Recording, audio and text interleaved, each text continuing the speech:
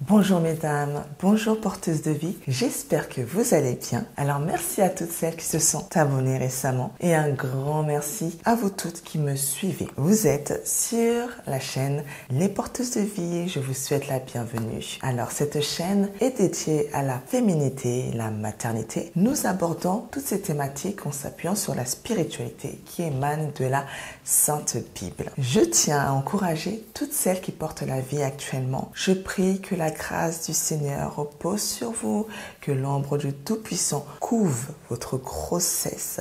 Soyez renouvelés dans vos forces, dans votre énergie par la puissance de Dieu. Soyez fortifiés par la grâce de Dieu. Et j'ai notamment une pensée toute particulière envers toutes celles qui passent actuellement par l'épreuve de l'infertilité. Je prie que l'Éternel Dieu exauce votre prière, que l'Éternel déclenche en vous le miracle de la fertilité, le miracle de la fécondité, le miracle de la maternité. Oui, que cela soit déclenché dans vos entrailles au nom du Seigneur Jésus-Christ.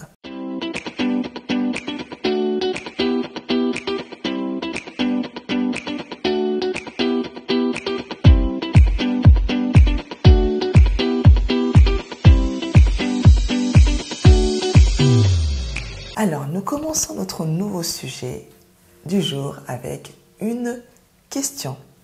Suis-je un bon parent?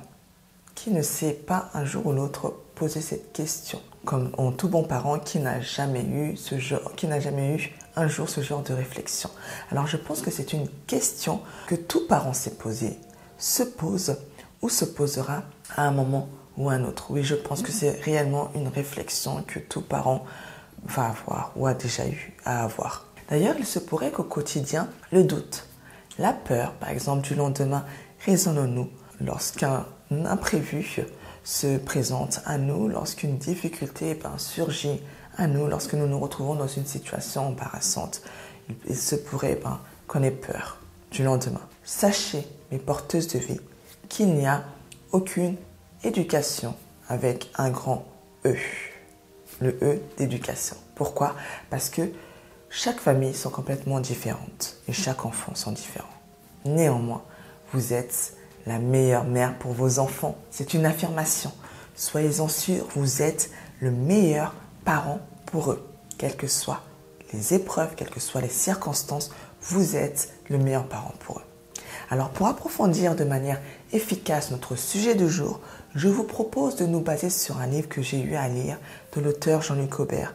Oui, lorsqu'on manque de connaissances, il faut qu'on aille à la pêche aux informations. Alors, ce livre m'a beaucoup inspiré et je pense que ce serait utile d'échanger ensemble sur ce livre. Donc, dans ce livre, l'auteur définit l'éducation comme la transmission de nos meilleurs atouts, la transmission de nos meilleurs filons, la transmission de nos meilleures ressources possibles. En fait, un atout peut se définir comme nos ressources, en fait. Nos ressources, nos avantages, ce sont toutes ces choses en nous que nous maîtrisons, que nous pouvons transmettre avec facilité et efficacité. C'est vraiment ce que nous maîtrisons. C'est ce qui est palpable. Donc, ce sont concrètement nos atouts affectifs, nos atouts éducatifs et culturels qui permettront à nos enfants d'évoluer au mieux. C'est cette transmission de nos bonnes règles et codes moraux qui leur donneront un fondement solide, un bien-être personnel et relationnel, satisfaisant et encourageant. D'ailleurs, la mise en place dès les premières années de nos enfants, la mise en place d'un certain nombre de piliers, d'un certain nombre de repères, d'un certain nombre, de structures, d'atouts émotionnels, d'atouts matériels, surtout d'atouts, les atouts spirituels, seront garants d'un avenir meilleur. Oui, un avenir meilleur. Ces fondements seront pour eux comme des structures, comme des bases qui leur permettront de grandir, qui leur permettront de faire face aux obstacles, de faire face aux difficultés, de faire face aux épreuves qui se présenteront un jour ou l'autre à eux. tout simplement. Enfin, vous savez, chaque être humain rencontre des difficultés, rencontre des épreuves à surmonter. Et ça serait vraiment bénéfique pour eux que de se préparer bien avant. Ainsi, je nous propose dans cette vidéo de voir ensemble 6 piliers d'éducation. 6 piliers qui pourront nous servir et nous aider dans notre parentalité. 6 piliers utiles. Alors, le premier pilier, le pilier affectif, rassure notre enfant. C'est un pilier qui rassure notre enfant. Exprimer son affection, exprimer son amour envers notre enfant tout le long de sa croissance, tout le long de son évolution, va l'accompagner afin qu'il ne développe pas d'angoisse, afin qu'il ne développe pas en lui des grosses peurs et qu'il acquiert une sérénité, la paix, la joie de vivre tout simplement. Le deuxième pilier, c'est le pilier identitaire. Ici, il s'agit de l'aider à construire sa propre identité. Ce pilier va donner au tout petit en fait une identité forte qui s'affirmera avec l'âge, au fil de l'âge, des années.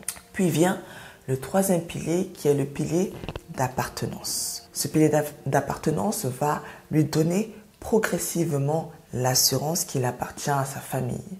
L'assurance qu'il appartient, oui, à sa famille, au sens positif bien sûr du terme. Puis à la société et surtout, par-dessus tout, à Dieu.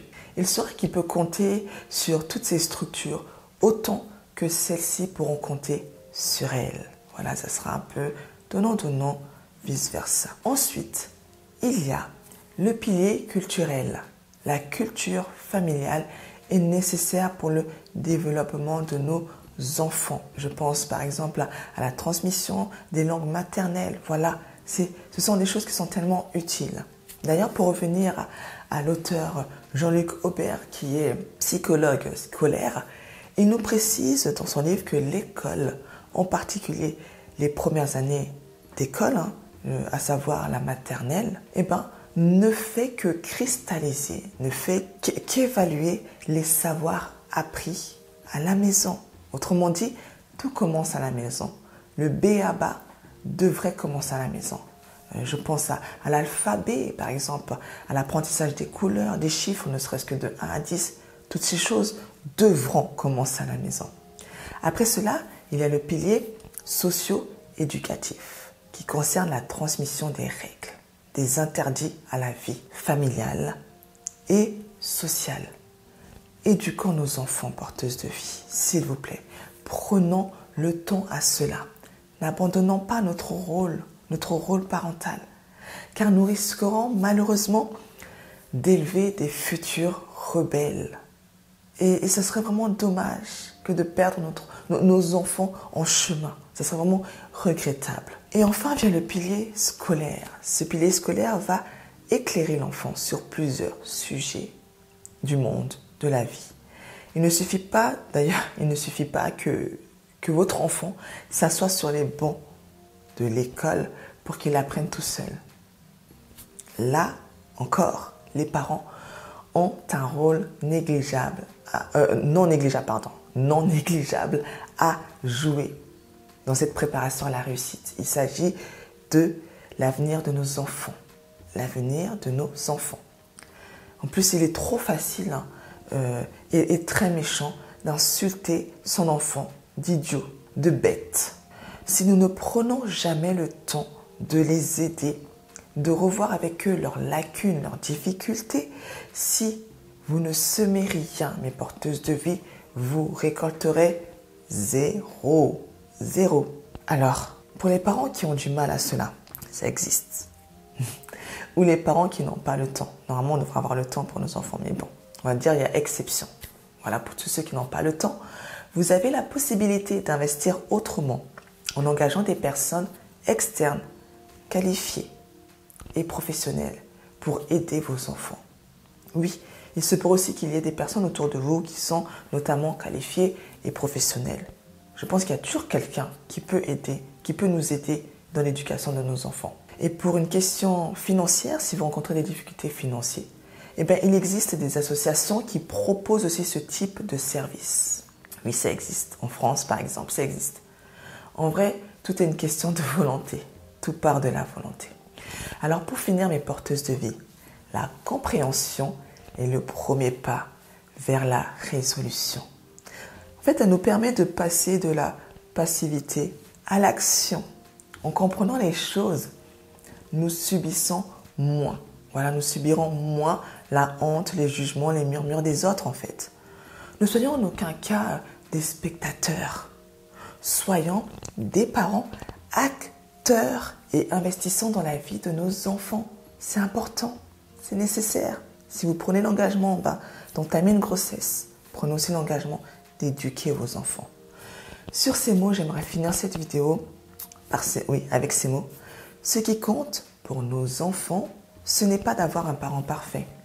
Non, mais plutôt un parent en qui il a confiance, un parent suffisamment fiable, qui lui apporte au quotidien un véritable sentiment de sécurité, un sentiment de paix, et qui lui accorde notamment une vraie place dans la famille, une vraie place dans sa famille.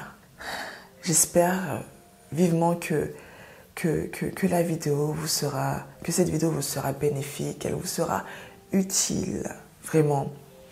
N'hésitez pas de vous abonner pour plus de contenu, liker, partager l'information, inviter d'autres porteuses de vie à se rejoindre dans notre communauté. N'hésitez pas notamment de faire un tour sur le site internet Les Porteuses de Vie. Vous y trouverez votre carnet de grossesse ainsi que les fichiers ludiques et pratiques pour vos enfants. Alors, je vous dis à très vite pour une prochaine thématique que nous aborderons ensemble. Demeurez abondamment bénis. À bientôt.